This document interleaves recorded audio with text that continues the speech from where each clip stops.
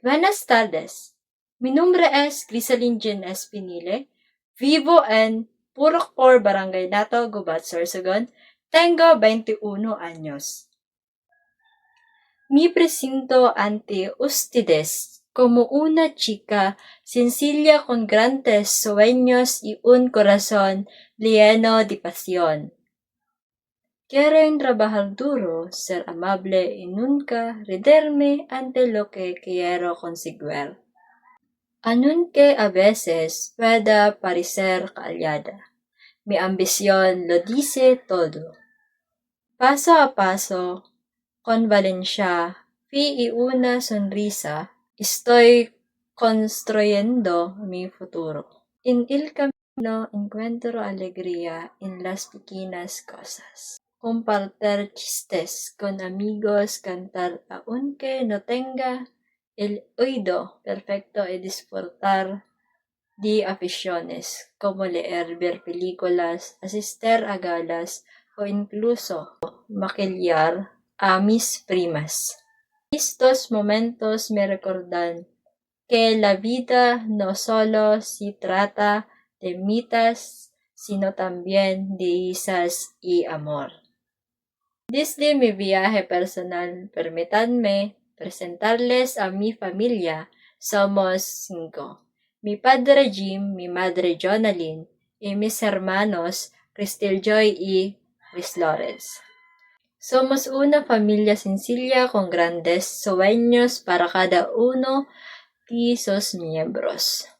Mi mayor deseo para nosotros es vivir una vida tranquila y próspera, libre de enfermedades, en la que pueda satisfacer sus deseos y necesidades más simples.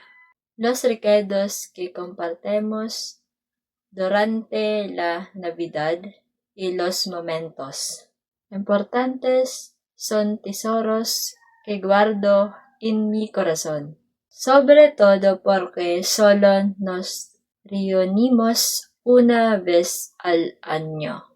Incluso en un barrio ruidoso, estoy agradecida por las manos que nos ayuda en momentos de necesidad. Hablando de sueños, el mío se extiende al lugar la que le llamo hogar, el campus de Gubat de la Universidad de Bicol. La BUGC es más que una escuela, es un santuario donde me siento segura, aceptada y inspirada. Mi visión es que el BUGC se convierta en un centro regional de innovación y excelencia en la educación. Sueño con instalaciones modernas, tecnología avanzada y oportunidades que fomente el liderazgo, la creatividad y el servicio. Veo un campus en el que se anima los estudiantes a desarrollar su máximo potencial y en el que la educación eleva no solo a las personas, sino a toda la comunidad. Pero mientras perseguimos nuestros sueños, también debemos recordar nuestra responsabilidad con la madre tierra. Salvar el planeta comienza con las pequeñas decisiones que tomamos a diario. Reciclar reduce los residuos. Conservar el agua garantiza que las generaciones futuras tengan suministros limpios, pitos conscientes, crean un efecto dominó de cambio. Cada botella reciclada y cada gota ahorrada es un paso hacia la recuperación de nuestros medio ambiente. Comprometámonos con estas prácticas y inspiramos a otros porque el verdadero cambio comienza con nosotros.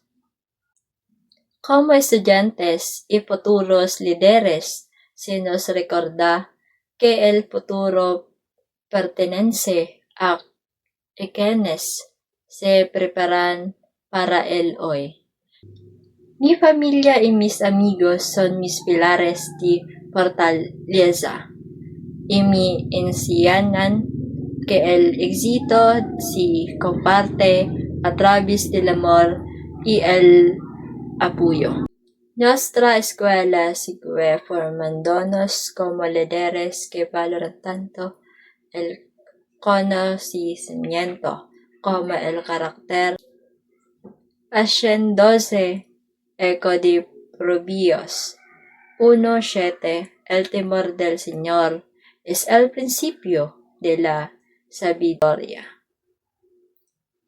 Y la madre naturaleza también nos enseña la administración responsable,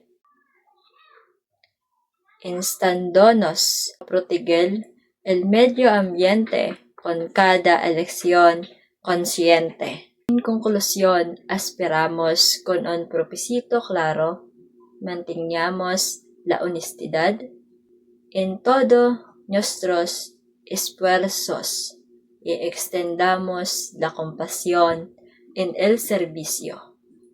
Al hacerlo aseguramos solo nuestros propio futuro, sino también un legado duradero para aquellos que los seguirán.